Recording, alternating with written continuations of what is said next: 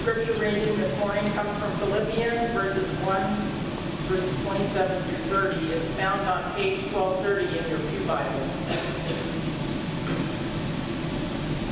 Life worthy of the gospel. Whatever happens,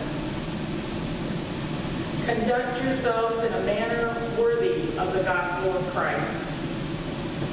Then, whether I come and see you or only hear about you in my absence, I will know that you stand firm in the one Spirit, striving together as one for the faith of the gospel, without being frightened in any way by those who oppose you. This is a sign to them that they will be destroyed, but that you will be saved, and that by God. For it has been granted to you on behalf of Christ not only to believe in him, but also to suffer for him. Since you are going through the same struggle you saw I have had, and now hear that I still have.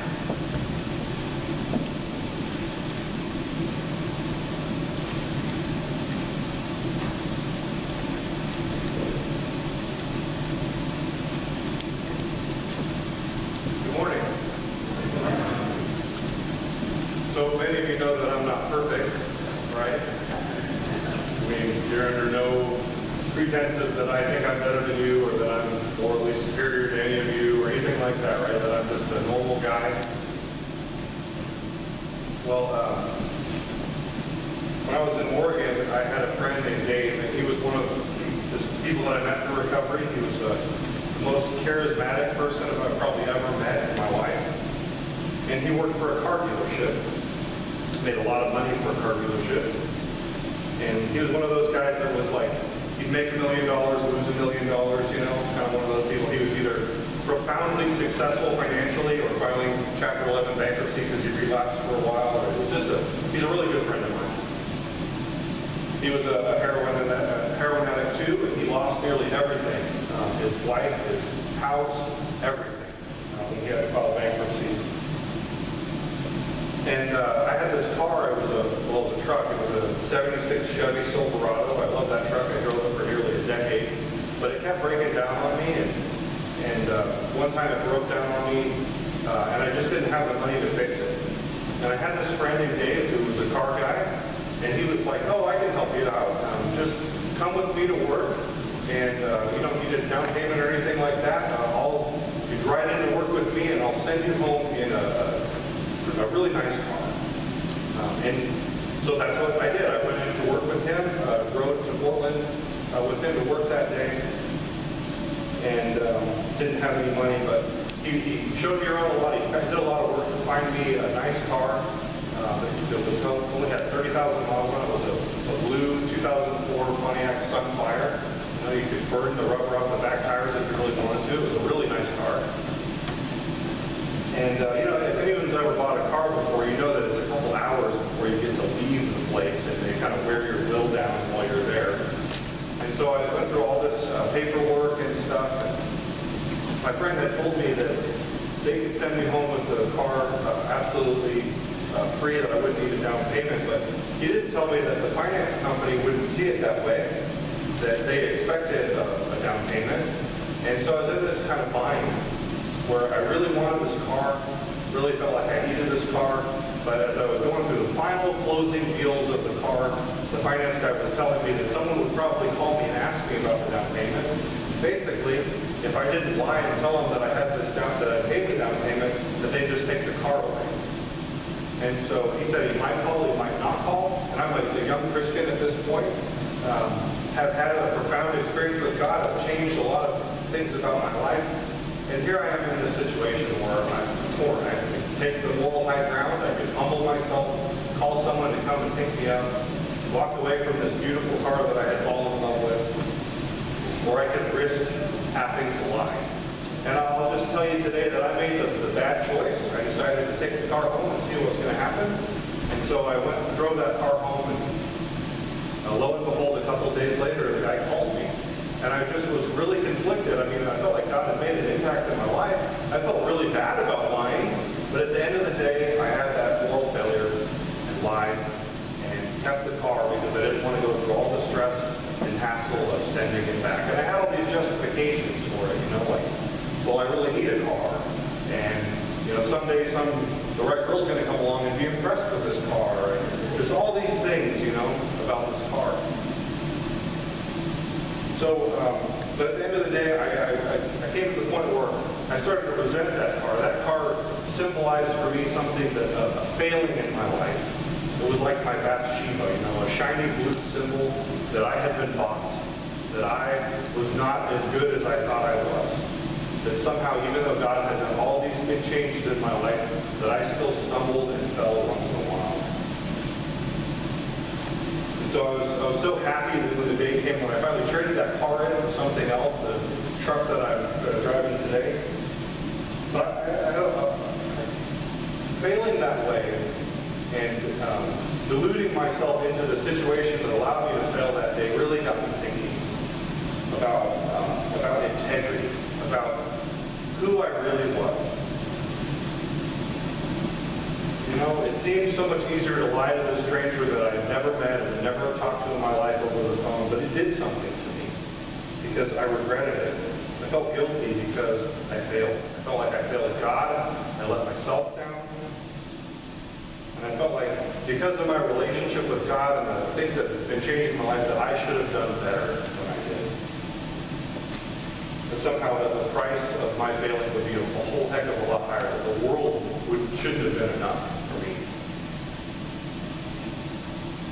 So this experience got me thinking about how my beliefs and how my actions work together. I think walking worthy of the gospel was something that came out of that experience, the sparks that flew from that failing.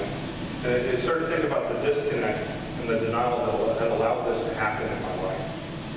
Thinking about integrity, the real unity in your life. About the difference between what I believed intellectually to be right and how I actually lived my life.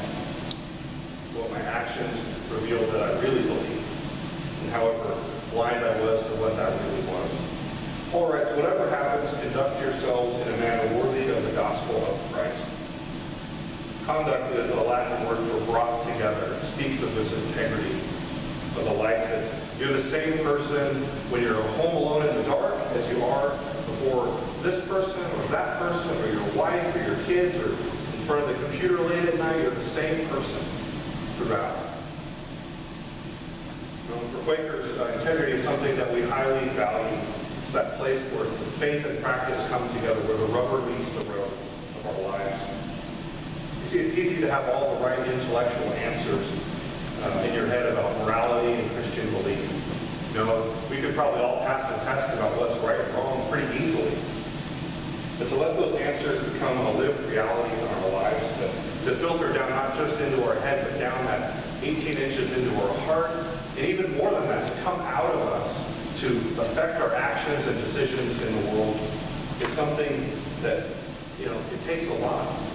It takes wisdom, it takes guidance from the Lord, it takes trust in Him, that we would have an inside-out faith, that our faith wouldn't just be something that's intellectual assent in our mind, or that it would come out of us, that would really change us, that our faith would be more than just fine-sounding platitudes, but reflections of our faith that can really transform the world. The Quaker testimony of integrity captures the heart behind what Paul is saying here about living a life worthy of the gospel. We as friends believe that we can let our lives speak, not just our words, that our actions and our words would be speaking together about the gospel of Jesus Christ.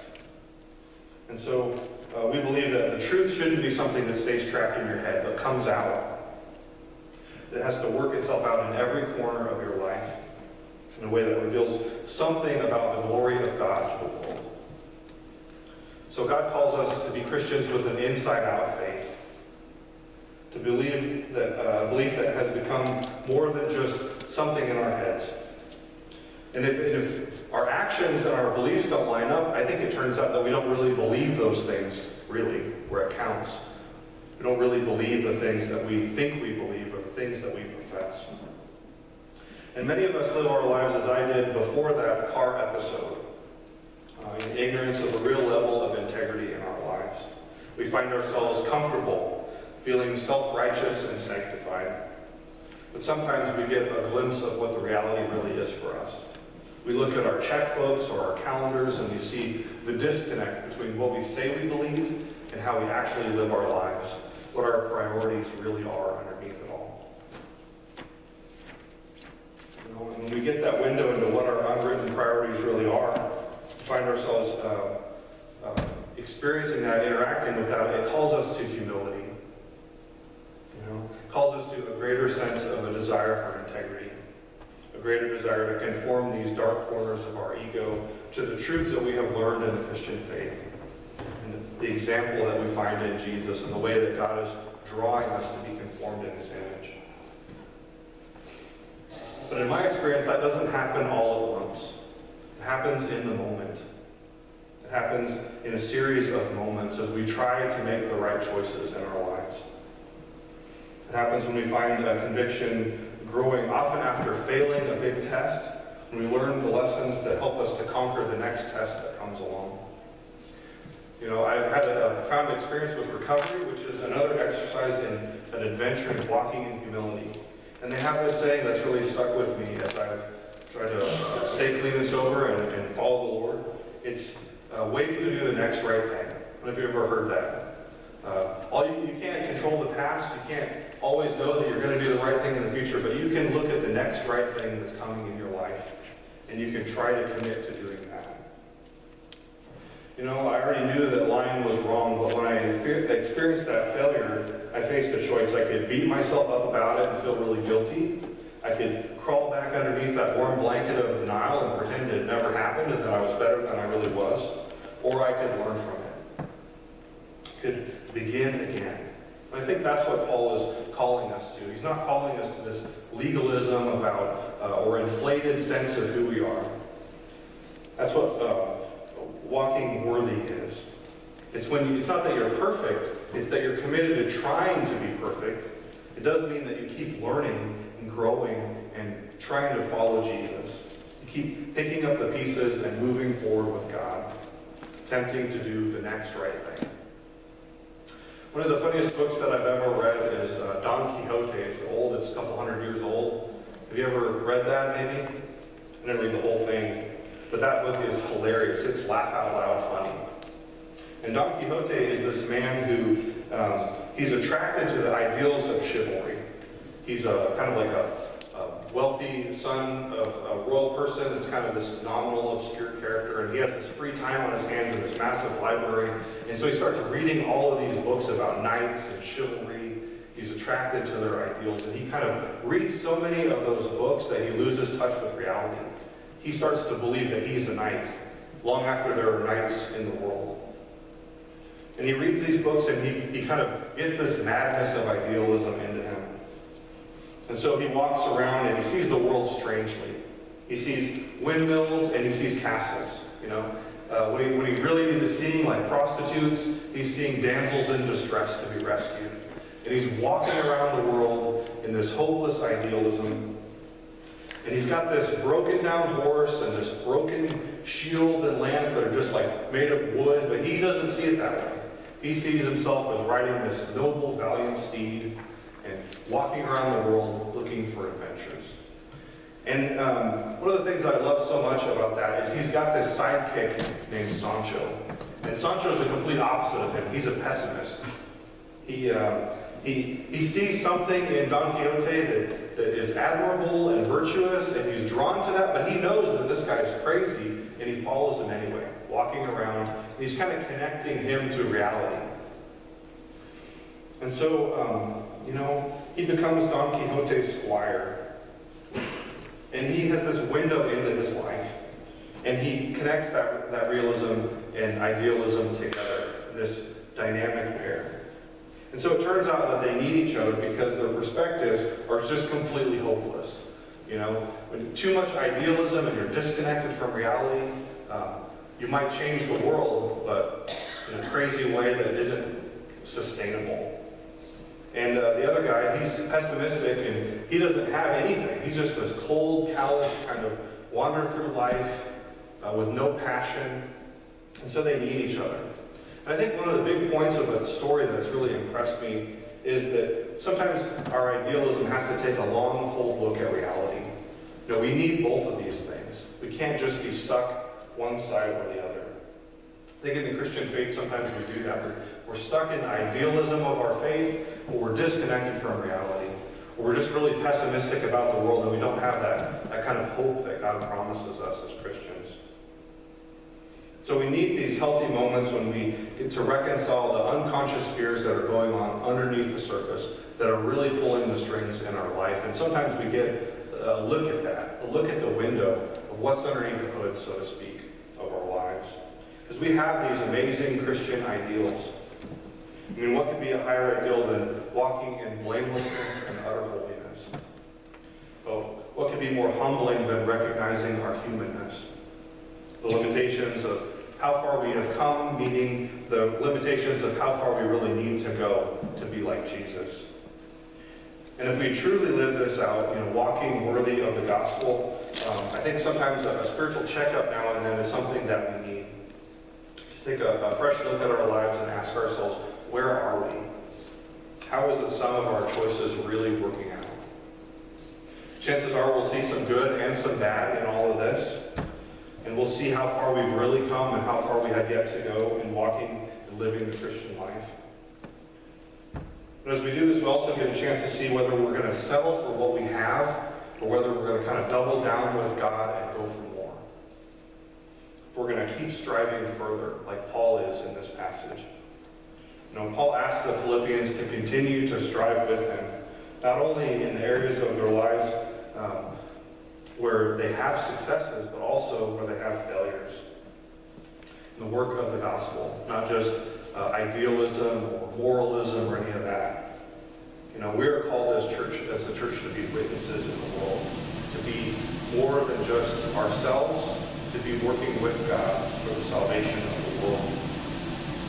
And I think the proof of our faith is in this inside-out kind of world is our willingness or reluctance to actually do this work of the gospel, to join in the same spiritual struggle that Paul did. If you believe the gospel and you really value it, does that come out into the realm of your actions? You know, do you value the gospel enough to share it with someone else?